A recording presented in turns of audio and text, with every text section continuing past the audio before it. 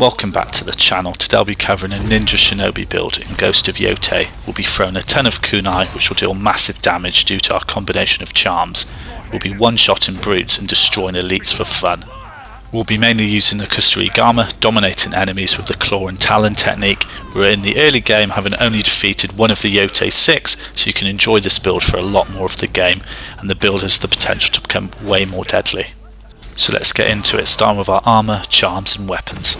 We have the 9-tail armour equipped, and it gives us the perks of 1. Quickfire weapon damage and duration of status effects inflicted on enemies are increased by a moderate amount.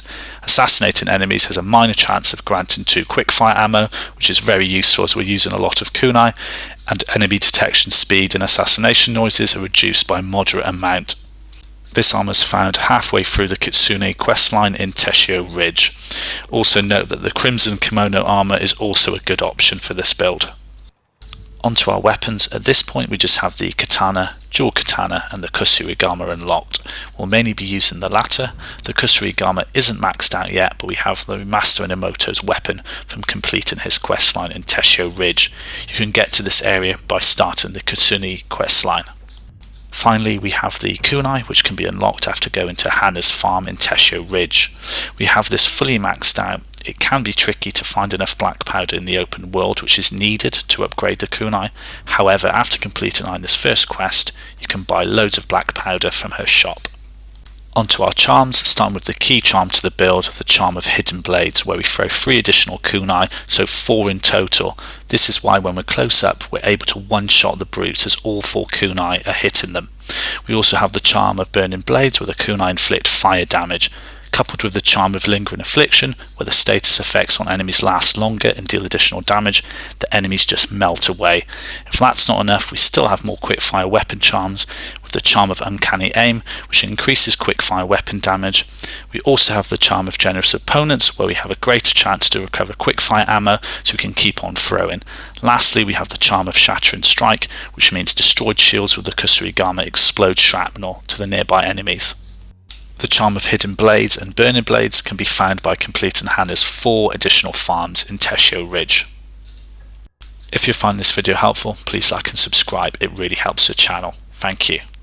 To get the charm of lingering affliction, complete a flower for your fort's tail quest in Takashi Ridge. To get the charm of uncanny aim, complete the Lakeview Fox Den in Yotei Grasslands. To get the charm of generous opponents, complete the Clearwater Fox Den in Nyoro Wilds. Finally, to get the charm of shattering strike, complete Sawyer Port in Teshio Ridge. Onto the techniques we have learned a lot, but this is mainly due to picking off the various altars of reflection across the regions. A quick way to do this is to buy maps from the cartographer. You'll then be able to learn lots of the techniques without completing the main story quest. Starting with Onryo, we have the basic attacks learnt, assassinations fully maxed out like any good shinobi. On survival, importantly, we have Onryo's will unlocked, so we can revive if needed, and safe fall, which is always useful. We've maxed out the Kusarigama skill tree to get the most out of it, but not all skills are needed. Ferocious Whirlwind and Cyclone are great at crowd control and keeping enemies at a safe distance. The Claw and Talon skill is pretty essential to spam and drop enemies. This is learnt from completing Master Inamoto's quest line. Finally, we have improved weapon throw unlocked on the revenge tree, as this is so overpowered, definitely worth having this unlocked.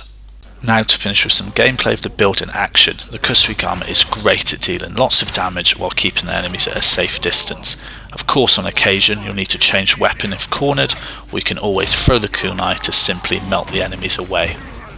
A good weapon throw is always needed in any build, as that deals so much damage, and this build even allows you to bully tough bounties by simply spamming the kunai throw and the Kusarigama claw and talon technique, just to drop the enemies so quickly. Hopefully you've enjoyed this video, like and subscribe for more.